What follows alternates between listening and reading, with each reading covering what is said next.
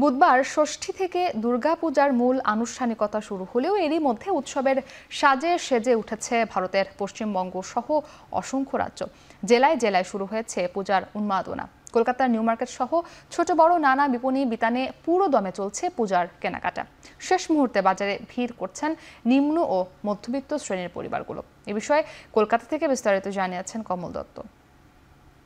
বাঙালির শ্রেষ্ঠ উৎসব দুর্গোৎসব, তার আগে পশ্চিমবঙ্গের রাজধানী কলকাতায় কিন্তু জমজমাট বেচাকেনা এবং সেই সাথে কিন্তু বৃষ্টিও হচ্ছে এবং বৃষ্টি মাঝে মাঝে থেমে যাচ্ছে, কিন্তু বিভিন্ন জায়গা থেকে যারা দর্শনার্থী এবং যারা কেনাকাটার জন্য তারা কিন্তু ভিড় জমাচ্ছেন কলকাতার নিউ মার্কেট ধর্মতলা চত্বরে। সেই ছবি আমরা দেখতে পাচ্ছি এবং সেই সাথে যে দুর্গাপুজোর যে প্রস্তুতি, তার জন্য অনেকের হয়তো জামা কাপড় কেনা হয়নি, সেই কেনাকাটার বাজারে কিন্তু আমরা ভিড় দেখছি। এবং যারা এখানে দেখা যাচ্ছে যে ট্যাক্সি চালক থেকে শুরু করে যারা নিম্ন আয়ের মানুষ, তারা কিন্তু আয় রোজগারের জন্য রাস্তায় নেমেছেন। নিউ মার্কেটে বাংলাদেশিদের সংখ্যাটা প্রায় 1000 খানেকের মতো এমনটাই জানা যাচ্ছে। তবে বেচা কেনা কলকাতায় এখন এই মুহূর্তে জমজমাট।